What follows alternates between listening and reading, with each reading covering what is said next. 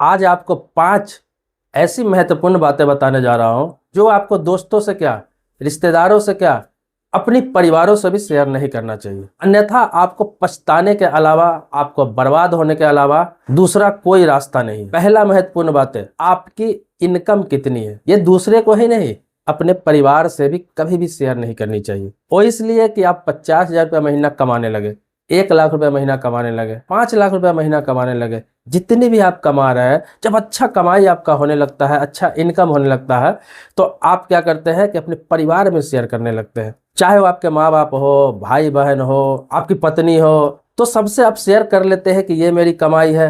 अच्छी जिंदगी देना भी स्टार्ट कर देते हैं, खूब लोग मौज काटते रहते हैं। लेकिन होता क्या है कि एक जैसा इनकम, एक जैसा प्रॉफिट, एक जैसा लाइफ हमेशा किसी की नहीं रहती है।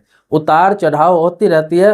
हो सकता है आगे चल के आप अरबपति बन जाए, लेकिन उसके बीच में बहुत सारे ऐसे मसले आएंगे, ऐसी परेशानियां आएंगी, जब आप डाउनफॉल में जाएंगे, आपके पास पैसे नहीं रहेंगे, आपका इनकम कम हो चुका होगा, हो सकता है आप किसी बीमारी से घिर गए होंगे। उस दिन जब परिवार पे आप कम खर्च करना स्टार्ट कर देंगे, अपनी मजबूरियां जब बताना स्टार्ट कर देंगे, आपके घर के लोगों को ही लगेगा कि आप बहाना कर रहे हैं, आप बदल गए हो, आप झूठ बोल रहे हो। उस समय आपके हर बातों को निगेटिव वे में लिया जाएगा जब आप परेशानी में पड़ेंगे, जबकि उस परेशानी में आपके परिवार के आपको सपोर्ट की आवश्यकता होती है। उस समय आप चाहते हो कि अच्छा वक्त था, उस समय मैंने सबके लिए किया, आज मेरा बुरा वक्त है, खुल के बता रहा हूँ।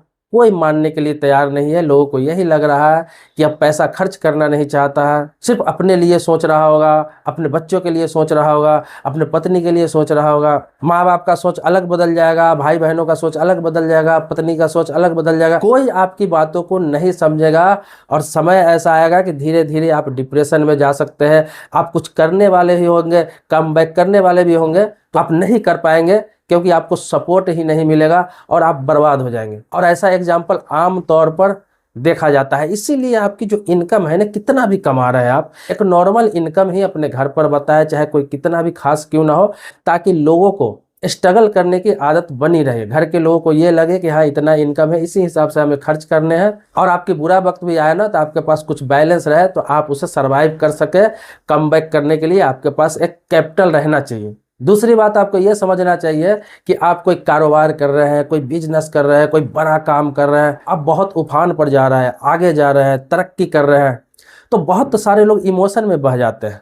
वो चाहते हैं कि अपने रिश्तेदारों को काम पर रख ले, अपने घर के लोगों को काम पर रख ले, अपने खास लोगों को काम पर रख ले, और उसका डाउनफॉल का सबसे बड़ा जो कारण होता है यही होता है। आपने देखा होगा बड़े बड़े जो कंपनी चल रहा है, बड़े बड़े इंडस्ट्री चल रहा है, बड़े बड़े ऊंचे पद पर लोग हैं, वो देखते होंगे कि अपने रिश्तेदार हो, यहाँ तक कि अपने भाई हो, अपने खास बंदा हो, उन लोगों का क्या करता है, भले ही दूसरे काम में उन्हें सेटल कर देते हैं, भले ही उनकी मदद कर देते हैं, लेकिन अपने काम में वो नहीं रखते हैं। वो इसलिए कि अपने काम में लोग कंफर्ट हो जाते हैं। मान लिया कि बहुत बड़ा आपका बिजनेस है, आपके घर के लोगों को अपने काम पर रख लिया, रिश्तेदार के लोगों को अपने काम पर रख लिया।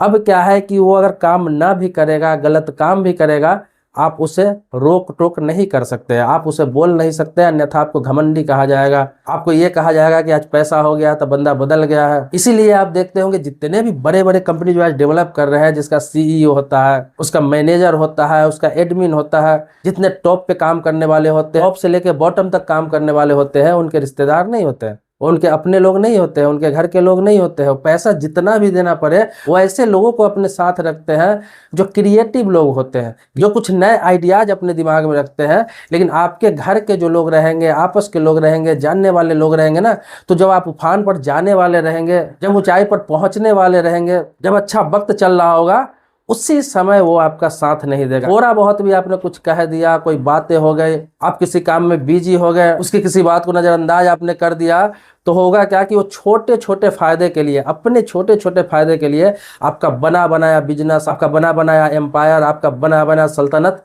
वो खत्म कर देगा, और आपको एहसास भी नहीं होने देगा। और आप इसका क्लेम कहीं नहीं कर सकते, किसी को बोल भी नहीं सकते, क्योंकि अपने तो अपने होते हैं। आप इसी चक्कर में रहेंगे और आप जहां से शुरू किया है वहीं पे एक दिन पहुंच जाएंगे। इसीलिए आपके पास अगर कोई बिजनेस है बड़ा, कोई कारोबार है, कोई काम अच्छा चल पड़ा है तो अपने पास क्रिएटिव लोग को रखे जो समय समय पर आपको पुश करता रहे, आपका काम समय पे करके दे।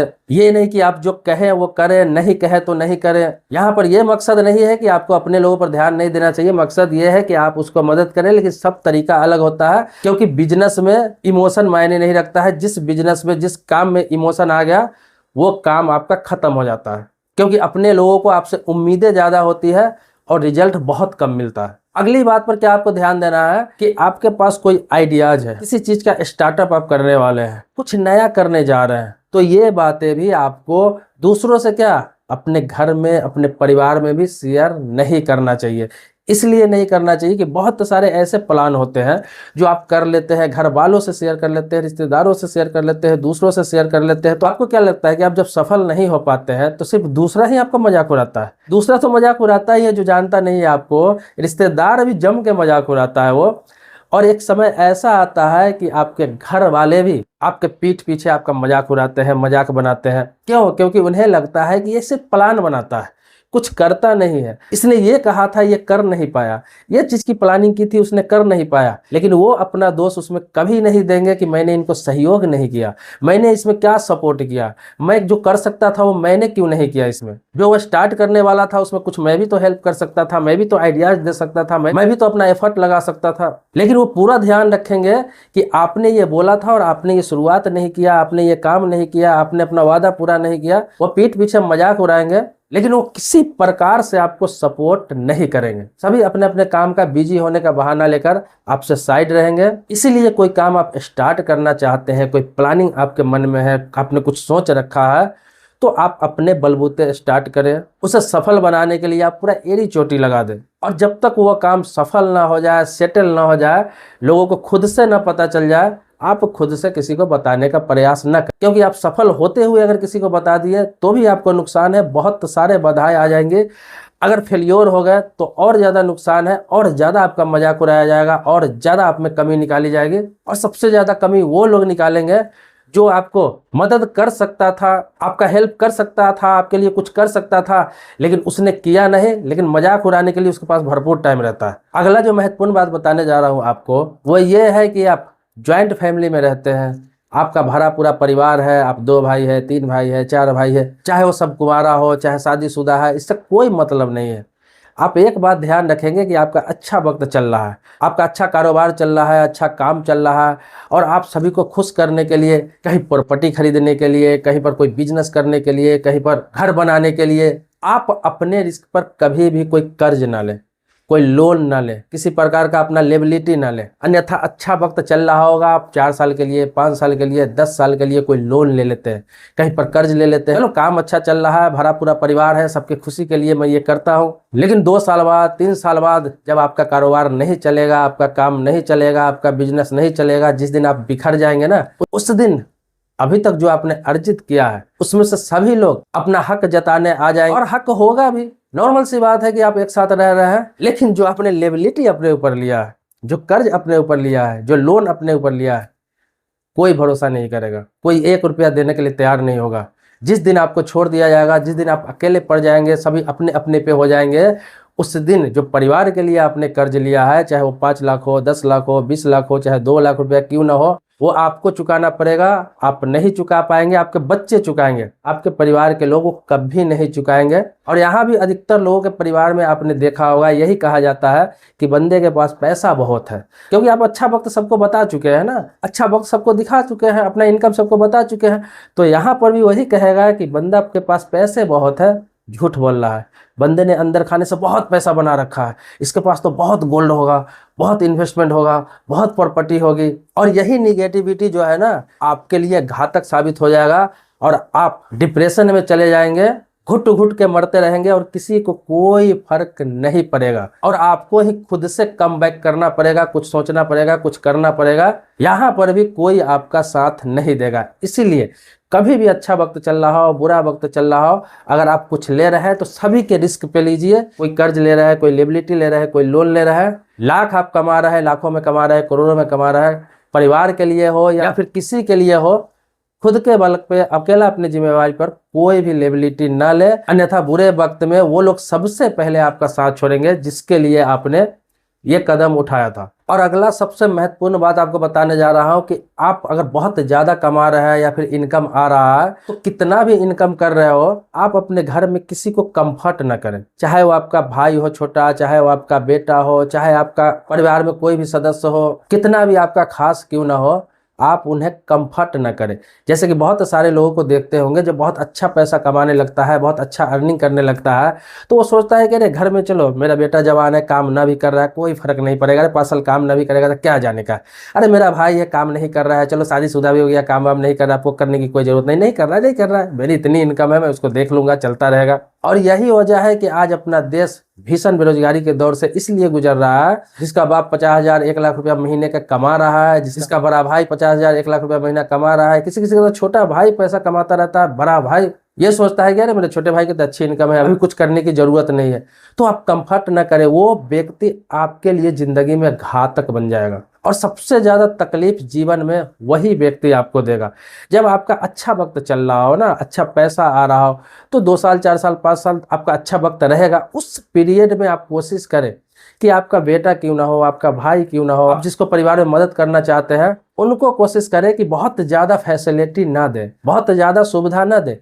जिस परिस्थिति में आप चल रहे थे, ये नहीं कह रहे कष्ट दे, नॉर्मल जिंदगी जो एक आम जिंदगी लोग जीते हैं उसी प्रकार से। ये नहीं कि बेमतलब का उसको बाइक खरीद के दे दिए, अब उसको 500 मीटर भी चलना है तो बिना बाइक का घर से नहीं निकल रहा है। आप उसे लाखों रुपए का मोबाइल रखने की आदत डाल दिए, अब बिना लाखों रुपए के मोबाइल का वो रहेगा नहीं कभी। और भी बहुत सारे लाइफ स्टाइल है, मतलब खर्चा आपने उसको बढ़ा दिया लेकिन इनकम करना उसको नहीं सिखाया। इसीलिए आपका अर्निंग अगर अच्छा है ना, तो क्या करे, जैसी लाइफ चल रही है चलने दे और कोशिश करे कि उस व्यक्ति को सेटल करे। उसे कोई प्रोफेशनल कोर्स करा के कहीं जॉब में सेटल कर दे, कुछ छोटा मोटा बिजनेस करके उसको वहां पे सेटल कर दे ताकि वो पैसे के महत्व तो समझे। अगर वो ये सब नहीं करना चाह रहा है तो उसके हालात पे छोड़ दे कि तुम घर पे खाना खाओ, पड़े रहो, घूमते रहो, कोई दिक्कत नहीं है, लेकिन उससे सुविधा के आदत नहीं लगा। उसे कंफर्ट ना करे कि तुम बैठे रहोगे तुम्हारा सारा काम चलता रहेगा, तुम्हें कभी कुछ करने की जरूरत नहीं है। ऐसा जिस दिन उसको लग गया ना, तो आपका तो बुरा वक्त आना ही आना है। निश्चित तौर पर सभी का डाउनफॉल आता है हर 5 साल पे, चाहे वो कितना बड़ा भी एम्पायर उसने क्यों खड़ा नहीं किया हुआ है,